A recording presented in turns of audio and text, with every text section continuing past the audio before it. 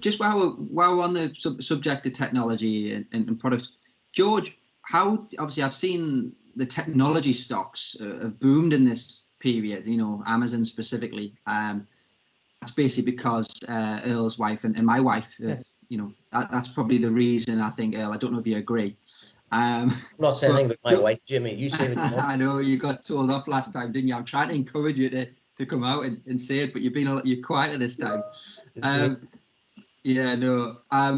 George, I don't know if you just give me a little bit on what do we do with in terms of do we have technology stocks within the portfolios? Is that something that we look at? Yeah, it's a good point, and yeah, as you say, very topical. I think the key is going back to that idea of a diversified approach to investment. That means we have exposure to a range of different sectors, but that includes tech. And if we think to the US tech sector, as you say, performance has been incredibly strong, and that trend has really had a boost or a turbocharge from lockdown and online shopping. And I think, Earl, I follow you on the Insight Day sessions, and you've been talking about the increase in screen time, which we as consumers have been seeing. Our demand as a nation for technology has increased significantly during this time. But just for some context, as of yesterday, and go back to the timing of this recording, this was at 7 o'clock last night. I looked at this, and it was the technology sector in the US, which, when looking in the S&P 500, was up 12.4%. in US dollar terms year to date. And the worst performing sector was energy, down 36.5%. So that's some spread of 49%, which really demonstrates the leadership you've had in the technology sector there, especially in the US. But within the tech sector, we've also seen some sensitivity. There's been a focus on valuations there, with camps split. Some saying, well, the technology sector is starting to look overbought. It's starting to look too expensive at this point. But it's also been the topic of a number of political agendas. So we've seen that boil back up to the surface in the last few weeks.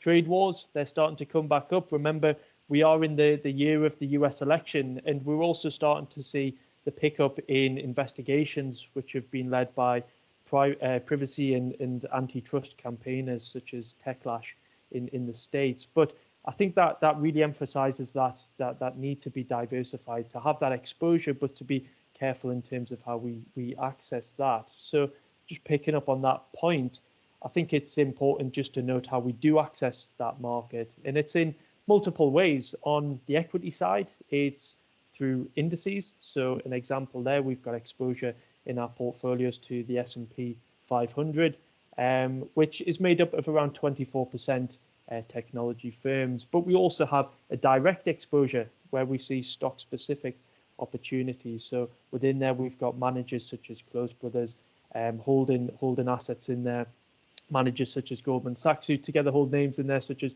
Microsoft, such as Alphabet, or Google as it's more commonly known.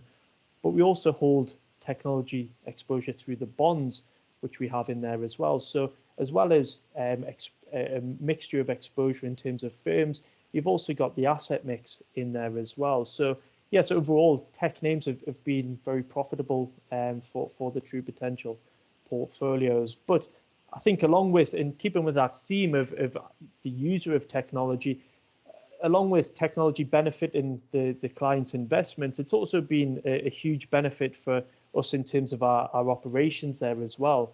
So our ability to research, to trade, to enact decisions for clients in a very responsive manner, all whilst working remotely from home.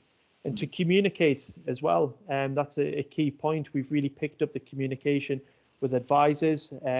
Shortly after this recording, we'll be joining a webinar, which Mark will be attending along with several hundred advisors. And we run these twice a week, on a Monday morning and on a Friday morning, which is really all about giving an update on the True Potential portfolios, changes we've been making, themes in the market, the performance. So we're able to deliver the proposition. We're able to communicate about the proposition in a very efficient manner.